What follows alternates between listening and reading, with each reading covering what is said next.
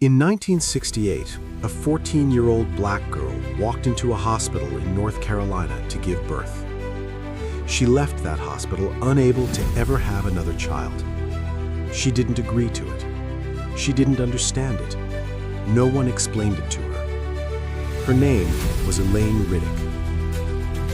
Elaine became pregnant after being raped by a white man. Instead of being protected, she was labeled. The state described her as promiscuous. They called her feeble-minded. Her grandmother, who could not read or write, was asked to sign paperwork. She marked it with an X, believing it was consent for medical treatment.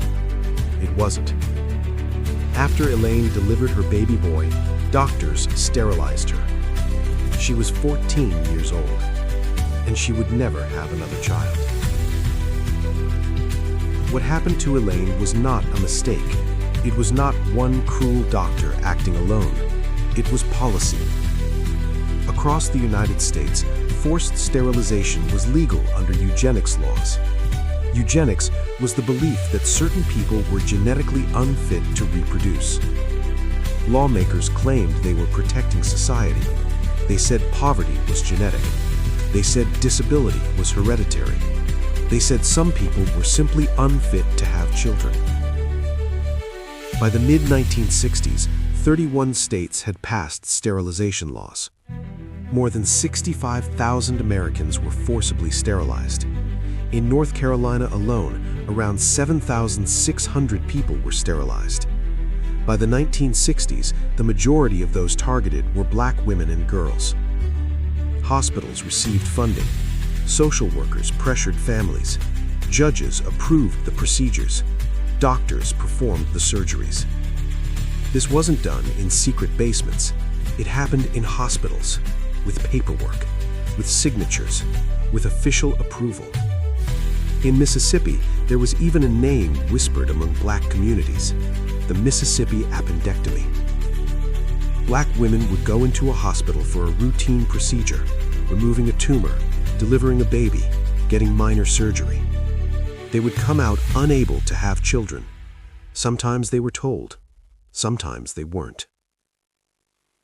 Civil rights activist Fannie Lou Hamer went into a hospital in 1961 to remove a uterine tumor. She came out with a hysterectomy she never consented to. She later discovered that in her Mississippi county, a large percentage of black women had been sterilized without permission.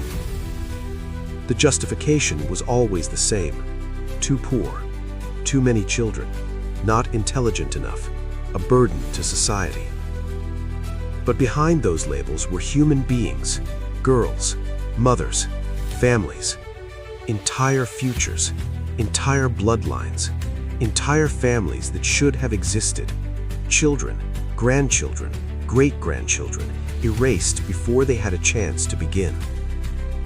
Not with chains, not with public spectacle, but with forms, with signatures, with official approval. It was called public health. It was called reform. It was called science. Decades later, some states acknowledged what happened. North Carolina formally apologized and created a compensation program. Survivors who qualified received $35,000.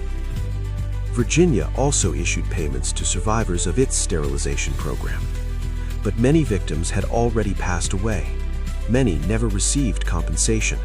Many families never knew why their mothers or grandmothers could not have children. How do you compensate for children who were never born? How do you measure the loss of generations?